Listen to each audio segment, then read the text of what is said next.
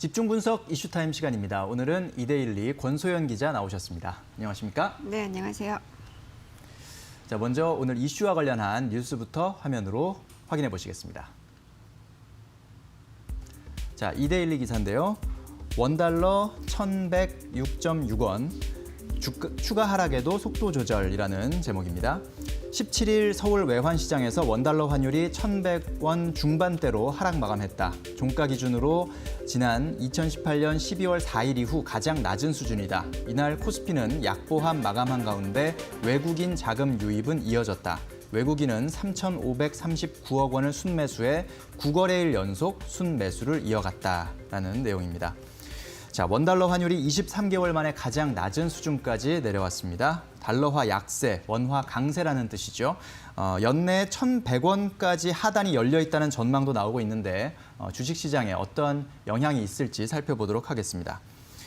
자, 최근에 이제 이번 주 들어서 코스피 지수가 2,500선을 뚫어냈어요. 그 배경에는 역시 달러 약세가 꼽히고 있죠. 네, 뭐 사실 어제는 좀 떨어졌는데요. 그간에 너무 많이 오른 데에 따른 숨고르기로 보입니다. 어쨌든 네. 이제 2,500선 넘으면서 2년 9개월 만에 최고치 어쨌든 넘어섰다는 게 중요한 건데, 뭐 사실 지금 증권사들이 내년 코스피 전망치로 높게는 한 3,000선까지 보고 있거든요. 네. 이렇게 보는 가장 큰 이유 중 하나가 이제 약달러 현상입니다. 달러가 약세를 보이고 그 말은 곧 원화가 강세라는 뜻이잖아요. 네. 그렇게 되면 이제 외국인 투자자 입장에서는 달러보다는 원화 자산을 갖고 있는 게 유리하고, 그래서 외국인들이 이달 들어서 코스피 시장에서 5조 1,500억 원 정도를 이제 순매수했습니다. 이게 넉 달 만에 순매수로 돌아선 건데요. 이달 들어서 삼성전자 한 종목만 2조 1,900억 원어치 사들였고요.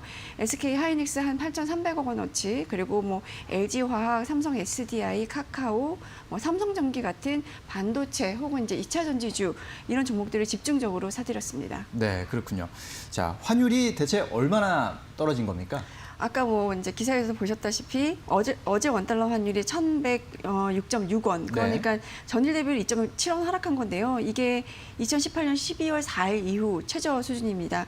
전날에도 23개월 만에 뭐 1,110원 밑으로 내려왔다 뭐 이러면서 이제 기사가 크게 됐는데, 네. 그 다음 날에도 이제 추가 하락한 겁니다.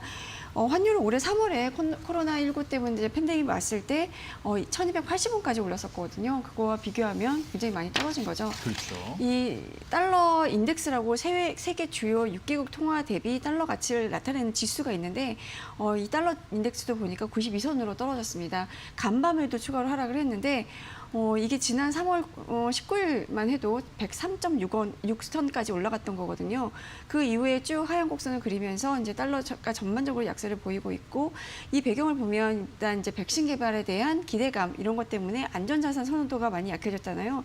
달러는 이제 전통적으로 안전자산으로 이제 분류가 되는 자산이니까, 네. 그러면서 이제 여기 시장에서도 달러 매도 현상이 나타나고 있고, 또 지금 외국인들이 국내 주식을 많이 사고 있는데, 외국인이 국내 주식을 사려면 이제 달러를 가져와서 원화로 환전을 해야 되기 때문에 이제 원화 수요가 상대적으로 늘고 있는 거죠. 예. 여기에 위안화도 강세를 보이고 있는데, 이것도 이제 위안화와 원화와 정조화하는 경향이 있어서 위안화 강세도 이제 국내 외환 시장에서 원화 강세 심리에 좀 영향을 주고 있는 겁니다. 그렇군요. 자, 백신 개발에 대한 기대감에 안전자산 선호도가 약해졌고, 또 위안화가 강세를 보이고 있고, 여러 가지 이제 복합적으로 작용하면서 달러화 약세, 원화 강세 현상이 나타나고 있는데, 맞습니다. 그런 배경이라면 앞으로도 환율이 더 떨어질 수 있다, 이렇게 볼 수 있겠는데요? 네, 뭐 가장 큰 거는 일단 미국 대통령의 이제 조 바이든 민주당 후보가 당선이 됐잖아요. 네. 그러면서 이제 미국이 대규모 경기 부양에 나설 것이다라는 기대감이 높아진 상태인데, 그 말은 그것 이제 달러가 더 풀릴 것이다라는 네. 의미고요. 이미 이제 코로나19 팬데믹 상황에 들어가면서 미국 중앙은행이 풀어놓은 유동성만 해도 상당하거든요. 그렇다면 이제 뭐 앞으로 속도 조절은 있겠지만 달러 값은 더 떨어질 수밖에 없다라는 전망이 나오고 있는 거고요. 게다가 중국 경제가 이제 부상을 하면서 위안화 결제 비중이 이제 많이 늘어나고 있는 추세거든요. 네. 중국이 일단 이제 위안화를 이제 글로벌 결제 통화로 이제 키우겠다라는 전략 하에 이제 많이 밀고 있고, 그렇게 되면서 이제 달러 수요가 상대적으로 줄어들 수밖에 없는 요인이기도 합니다. 네. 뭐 사실 원달러 환율은 국내 이제 외환 시장의 수급 사정 이런 거랑 무관하게 요 두 요인, 그러니까 이제 미국의 미국의 달러 경기 부양책에 따른 달러 풀리는 속도하고 예. 이제 중국의 경제 부상, 위안화 결제 비중 증가하고 있다는 그 두 요인 때문에 내년에는 좀 원달러 환율 하락 속도가 더 빨라질 수 있다라는 분석이 나오고 있는데 여기에 뭐 한국 경제에 대한 낙관론도 원화 강세 요인으로 작용하고 있는 게 일단 우리나라는 사실 K 방역 이래가지고 뭐 굉장히 코로나 방역에 성공한 케이스로 이제 꼽히고 있잖아요. 네. 그런데 더해서 최근에 뭐 수출 지표라든가 여러 가지 경제 지표가 호조를 보이고 있어서 최근에 뭐 골드만삭스가 낸 보고서 보면 코로나19 상황 개선 그리고 무역 갈등 완화 이런 것 때문에 한국과 대만의 이제 경제 활동이 빠르게 회복할 것이다 이러면서 한국 증시에 대한 투자 의견 비중 확대를 유지하기도 했었거든요.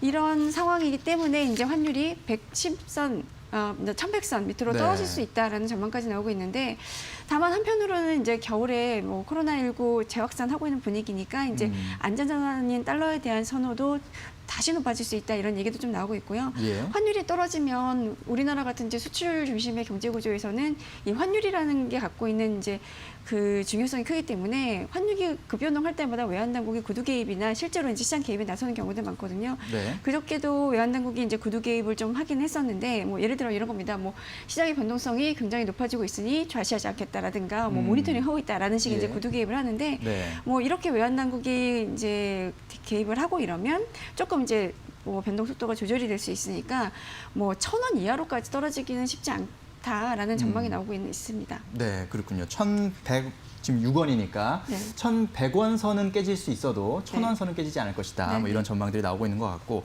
어쨌든 그런 원화 강세 현상에 최근 들어서 우리 증시가 좀 많이 주목을 받고 있고 외국인들의 순매수가 계속 이어지고 있는 상황에서 힘을 받고 있는데 과거에도 보면은 좀 뭐 코스피가 추세적으로 오를 때 뭐 이런 원화 강세가 두드러졌었는지 좀 궁금한데요.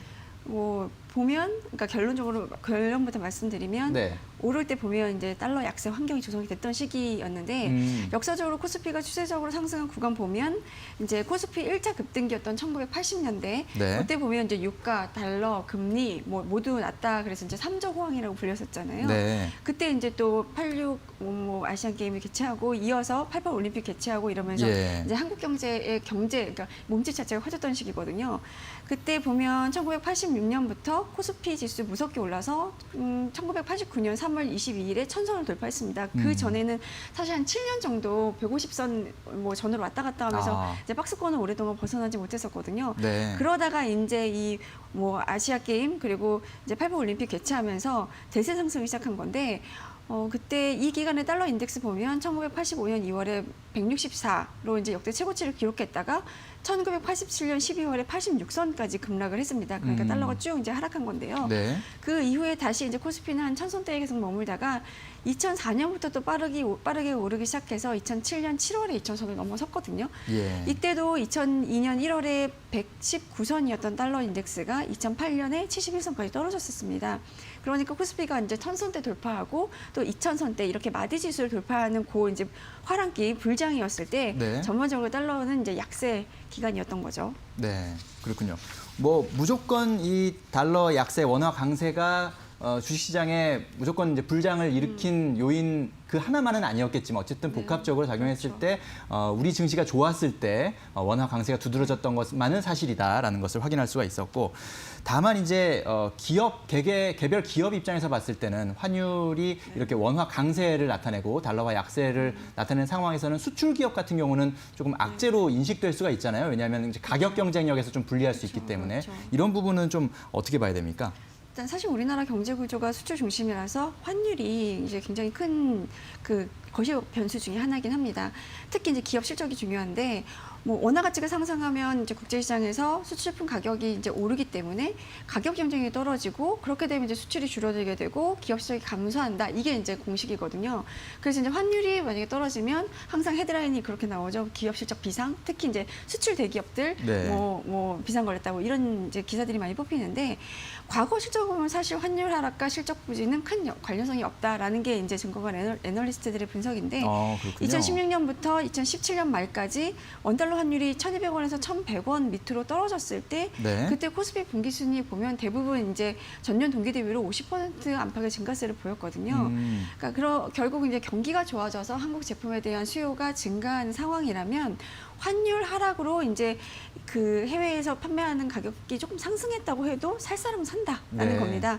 그리고 그래서 이제 결국 수출 실적을 결정짓는 거는 이제 환율이라기보다는 글로벌 경기 상황이라는 건데, 환율이 굉장히 크게 급변동하지 않는다면, 그러니까 뭐 추세적으로 추세적으로 조금씩 하향하는 상황이라면 크게 이제 영향을 안 미치는 건데, 게다가 요새 수출 기업들 보면 글로벌의 생산 기지들 많이 만들어 놨잖아요. 그러니까 현지에서 생산해서 현지에서 판매하는 구조, 네. 이 비중을 늘려놨기 때문에 환율에 따른 영향이 이제 과거보다 많이 줄었고, 또 기업들도 이제 워낙에 환율 변동에 따른 손실 막기 위해서 환해지 많이 하거든요. 그렇죠. 그러니까 이게 100% 환해지를 해서 환차손을 막을 수는 없겠지만, 그래도 이제 옛날보다는 환율 변동에 따른 영향을 좀 많이 줄여놓은 게 사실입니다. 네, 그렇군요.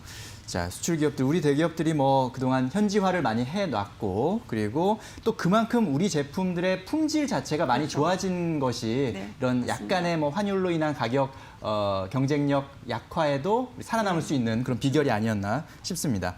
다만 또 주식시장 측면에서 봤을 때는 이 달러 약세일 경우에는 우리 투자자들이 이제 뭐 요새 서학개미라고 해서 해외 주식 많이 이제 투자를 하시는데, 그렇죠. 이런 분들 입장에서는 또 다시 돌아올 수 있는 또 어떤 고민거리가 되잖아요. 그렇죠. 네. 약간 일부에선 그런 기대도 하고 있는데, 최근에 이제 올 들어서 미국 주식도 많이 샀잖아요. 그거는 미국의 성장주에 대한 기대도 있었지만, 사실은 네. 이제 달러 강세에 대한 이제 환차 이익을 먹겠다 이런 것도 상당했었는데, 네. 사실 최근에 이제 달러가 약세로 돌아선 이후에도 개인 투자자들은 미국 주식 좀 많이 사들였습니다. 미국 주식 보관잔액 보면 지난달 말에 264억 달러였는데 최근에 280억 달러대로 늘어서 네. 대략 한 6%가량 늘어났거든요. 유럽 주식 보유 잔액은 오히려 줄었고, 중국 주식은 한 2% 정도 늘어난 거에 비하면 이제 미국 예. 주식은 유난히 많이 이제 사들인 건데, 환차손 우려보다는 이제 미국 대선 불확실성 해소되면, 그리고 이제 코로나19 백신 상용화 기대감 이런 것들이 좀 많이 작용한 것 같습니다. 그러나 여기서 이제 달러 약세가 더 심해진다면 일부는 이제 환차손을 입을 수밖에 없는 상황이잖아요. 네. 그러니까 이제 미국 주식 팔고 한국 증시로 돌아와서 이제 서학개미가 동학개미로 변신하는 거 아니냐, 이런 기대감이 좀 나오고는 있는데, 네. 거기다 이제 지금 가장 큰 변수 중에 하나였던 연말 수급에 있어서 큰 변수였던 대주주 양도세 요건, 이게 원래 이제 10억 원에서 3억 원으로 낮아진다 그러면서 그 요건 때문에 연말에 매도 폭탄이 일어날 거다 뭐 이런 얘기 많았잖아요. 근데 그거를 결국은 이제 대주주 양도세 요건 10억 원으로 그대로 유지하기로 했으니까 개인 이제 연말 개인 매도 폭탄 부담도 많이 줄어든 상황이거든요. 그러니까 연말에 국내 증시 수급이 그렇게 나쁘지는 않을 거다. 일단 외국인들이 계속 사고 있고 서학금이 좀 돌아오고, 이제 이 대주주 양도세 요건 때문에 파는 이제 이런 매물도 이제 줄어들 거다라는 전망 때문에 연말에 증시 수급 상황 괜찮을 거다, 이런 얘기들이 좀 많이 나오고 있습니다. 네, 그렇군요.